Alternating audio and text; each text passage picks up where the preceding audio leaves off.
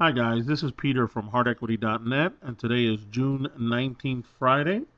Today I decided to showcase Apple stock, symbol AAPL, on behalf of their new release of the 3GS iPhone, which is getting a lot of buzz in the news and is all over the blogosphere and so forth.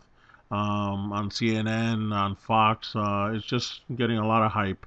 With all good reason. I mean, Apple and Mac come out with great products constantly. If you see here, it's just I find it impressing that in the Apple's had a hell of a run. Okay, all the way they started coming back. Let's call it from the dead back in March, and because they were doing, they were flatlining a little bit, and you see here the movement was up and down, and pretty much a flat line all the beginning of the year, and then in March they started getting a little bit of legs and just ramped up, back into the hundreds, and then started pulling back a little bit, almost looking like a double top at one point. But after the ramp up, you see here, first week, second week in June, they started pulling back. But amazingly, exactly to the point of today's iPhone 3GS release, they're getting a nice pop again. They are in positive territory. They're above the 200 day line, which is the red line here. Okay.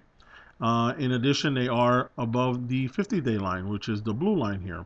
So they are in positive territory in an uptrend. You see here, I can draw a little trend line, and it's bouncing exactly right off the trend line. Will it continue in a positive mode after, bouncing right off the trend line? Maybe. If not, it may pull back to the 50 line. But we can safely say just from the trend line, it may bounce there and continue going on an uptrend. It is, you can call it a channel if you want. It looks like a channel that seems to be closing up.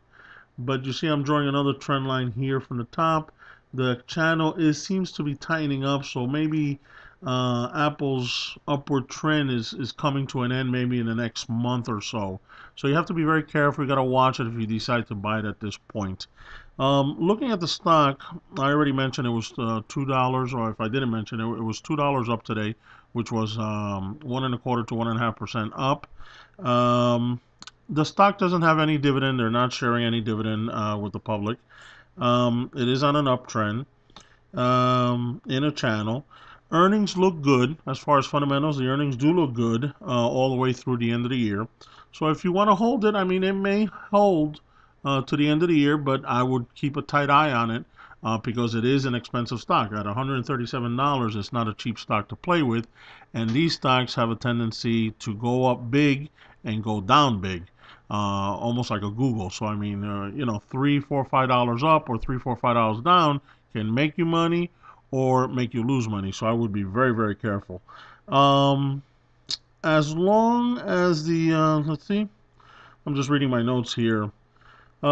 Steve Jobs, we haven't heard from him at all. So we don't know what's his situation at this time. There is rumor that he's coming back to run Apple again, but again, something catastrophic of that nature can drop Apple like a rock. So God forbid something happened to him.